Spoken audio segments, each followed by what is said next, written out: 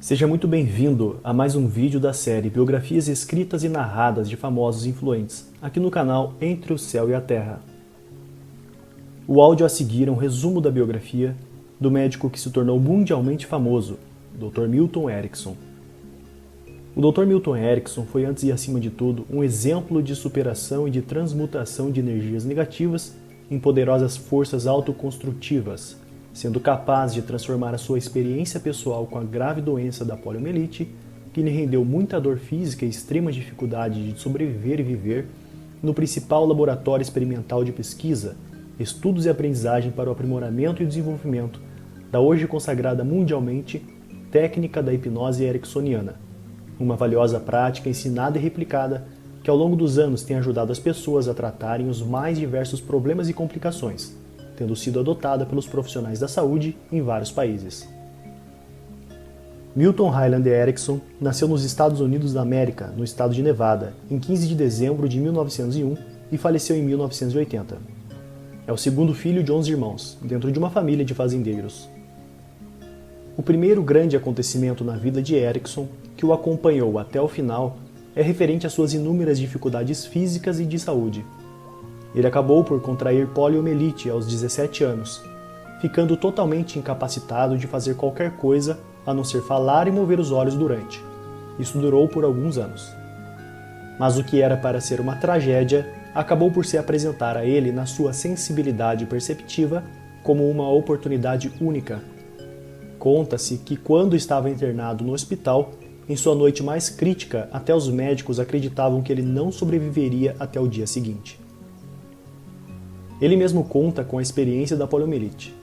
Enquanto eu estava deitado na cama daquela noite, ouvi os 3 médicos dizerem aos meus pais na outra sala que o menino deles estaria morto pela manhã. Senti uma raiva intensa de ouvir alguém qualquer dizer à sua mãe que o seu filho estaria morto pela manhã. Minha mãe, então, entrou com um rosto tão sereno quanto pode ser. Pedi-lhe para arrumar a cômoda, empurrá-la contra o lado da cama em um ângulo. Ela não entendia, pois achava que eu estava delirando. Meu discurso foi difícil, mas naquele ângulo, em virtude do espelho na cômoda, eu podia ver através da porta, através da janela a oeste da outra sala. Eu estaria amaldiçoado se morresse sem ver mais um pôr do sol. Se eu tivesse alguma habilidade em desenhar, ainda poderia esboçar aquele pôr do sol. Depois que vi o pôr do sol, perdi a consciência por 3 dias. Eu não percebi que tinha apagado quando fixei minha atenção tão intensamente no pôr do sol. Então, quando me recuperei e tomei consciência da minha falta de habilidades, me perguntei como iria ganhar a vida. Eu já havia publicado um artigo em um periódico agrícola nacional, porque os jovens deixam a fazenda. Não tinha mais forças para ser agricultor, mas talvez pudesse fazer isso como médico. Eu tinha poliomielite e estava totalmente paralisado. A inflamação era tão grande que também tive uma paralisia sensorial. Eu podia mover os meus olhos e minha audição não foi perturbada. Fiquei muito solitário, deitado na cama, incapaz de mover qualquer coisa, exceto meus olhos. Fui colocado em quarentena na fazenda com 7 irmãs, um irmão, 2 pais e uma enfermeira prática. E como eu poderia me divertir? Comecei a observar as pessoas e o ambiente. Logo, aprendi que minhas irmãs podiam dizer não, quando queriam dizer sim. E eles poderiam dizer sim e dizer não ao mesmo tempo. Comecei a estudar linguagem não verbal e linguagem corporal. Eu tinha uma irmãzinha que havia começado a aprender a rastejar. Eu teria que aprender a levantar e andar. E você pode imaginar a intensidade com a qual assisti minha irmãzinha crescer, rastejando-se para aprender a se levantar. Com esse processo, Erickson começou a recordar memórias da atividade muscular de seu próprio corpo. Concentrando-se nelas, ele lentamente começou a recuperar o controle de partes de seu corpo a ponto de finalmente poder falar e usar os seus braços. Ainda incapaz de andar, decidiu treinar seu corpo embarcando, sozinho, em uma viagem de canoa de 1000 quilômetros com apenas alguns dólares. Depois da viagem cansativa, foi capaz de andar com uma bengala. Essa experiência pode ter contribuído com a sua técnica de usar provações em um contexto terapêutico. As dores físicas continuaram presentes durante toda a sua vida, intercalando episódios de melhora e crises recorrentes de pólio, o que o fez se interessar pelo uso de técnicas hipnoterapêuticas no controle e manejo de dor crônica, vindo a desenvolver inúmeras técnicas para seu tratamento. Como ele mesmo colocou algumas vezes, Apóllo foi o melhor professor que já tivera quanto ao comportamento humano e seu potencial. Ela o ensinou sobre a força da motivação, mínimas mudanças comportamentais e um extremo senso de percepção e observação. Em 1929, Erickson se formou na Faculdade de Medicina na Universidade de Wisconsin, onde também recebeu o título de bacharel e mestrado em psicologia. Durante a maior parte da sua época, no que se refere à psicologia, o modelo dominante deste período era a psicanálise, portanto, Erickson acabou influenciado por essa visão.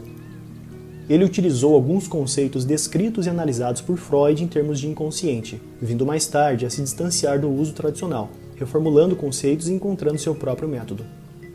Pode-se dizer que, se Freud foi o gênio da análise e Jung o gênio da síntese, Milton foi aquele que uniu as duas vertentes na aplicação do conhecimento desses dois autores, a clínica psicoterápica. Devido ao histórico de sua juventude, se interessou muito pelo uso da hipnose no ambiente clínico e acabou por estudar profundamente a hipnose, tanto clínica como experimental, durante toda a sua vida, propondo uma nova forma de entender e compreender a hipnose e seus fenômenos, distanciando-se radicalmente do uso tradicional. Nesse meio tempo, casou-se com a psicóloga Elizabeth Moore Erickson, com a qual teve 8 filhos, entre eles Betty, Alice e Roxana, que até hoje trabalham junto ao Board of Directors da fundação criada em homenagem ao pai no ano de sua morte. Em 1960, fundou a American Society of Clinical Hypnosis, onde dava aulas sobre o assunto. No curso, ensinava sobre a hipnose clássica, mas já abordava parte dos seus pensamentos inovadores. Durante sua vida, acrescentou uma quantidade enorme de novos casos e métodos à literatura da psicoterapia estratégica breve. A aceitação e identificação automática com as suas abordagens eram tantas que logo seus primeiros discípulos médicos e psicólogos o estimularam a divulgar ainda mais o seu trabalho. Com incentivo, Erickson passou a publicar livros e artigos sobre seus próprios pensamentos a respeito da hipnoterapia. Em seguida, a produção ultrapassou 300 de publicações entre 1950 e 1980. Em 1980, Milton Erickson faleceu, mas sua contribuição para a área da saúde fora premiada. Os mesmos alunos que o incentivaram a publicar suas ideias fundaram, junto à família, a The Milton Erickson Foundation em Phoenix, Arizona, Estados Unidos da América. Trata-se de uma entidade sem fins lucrativos, que hoje conta com mais de 120 filiais ao redor do mundo para ensinar e divulgar as abordagens ericksonianas para áreas da saúde e de educação. Existem 2 artigos publicados no site www.golfinho.com.br, cujo qual você encontra na parte descritiva abaixo, e que revelam de forma rápida e precisa o destaque e influência de Milton Erickson em diversas áreas terapêuticas. Aproveito a oportunidade para narrar partes do conteúdo disponibilizado no site mencionado anteriormente. Milton Hyland Erickson nasceu em 1901 e faleceu dia 27 de março de 1980, uma quinta-feira, em decorrência de uma infecção generalizada, depois de muitos dias enfermo e muitos dias de uma vida inteira de extraordinária exuberância criativa. Erickson, essa usina de criatividade, é considerado o maior psicoterapeuta e o maior comunicador estratégico de todos os tempos. Com uma habilidade incomum, ele induzia estados de transe, trabalhava com diversos níveis de consciência e com as modalidades específicas de comunicação do cérebro direito e esquerdo. Erickson é o pai da hipnose moderna, da psicoterapia estratégica, da psicoterapia de impactos múltiplos e o avô da programação neurolinguística, a PNL. Nas últimas décadas, as brilhantes e inovadoras estratégias de Milton Erickson para a psicoterapia, a hipnose e a comunicação se tornaram tema de numerosos congressos e conferências internacionais. Durante sua vida, Erickson foi conhecido como o principal practitioner mundial da hipnose médica. Ele foi o presidente e fundador da Sociedade Americana da Hipnose Clínica, bem como fundador e editor do jornal desta sociedade. O registro clínico de Erickson foi surpreendente pelo número de diferentes tipos de problemas médicos e psiquiátricos de qual foi capaz de tratar com sucesso, tanto com como sem o uso da hipnose. A criatividade de Erickson, o seu poder de observação, foram legendários e suas técnicas formaram a base de todo um estilo de procedimentos terapêuticos e hipnóticos. Os trabalhos de Erickson formam a base de muitos dos princípios e técnicas da PNL. Erickson foi um dos 3 terapeutas modelados por Richard Bandler e John Grinder, a fim de criar as primeiras técnicas de PNL. Muitas habilidades e técnicas fundamentais da PNL tem sua origem nas habilidades e procedimentos hipnóticos praticados por Erickson. O modelo Milton, por exemplo, é um conjunto de padrões verbais associados com linguagem e sugestão hipnótica que foi assim chamado em honra a Erickson.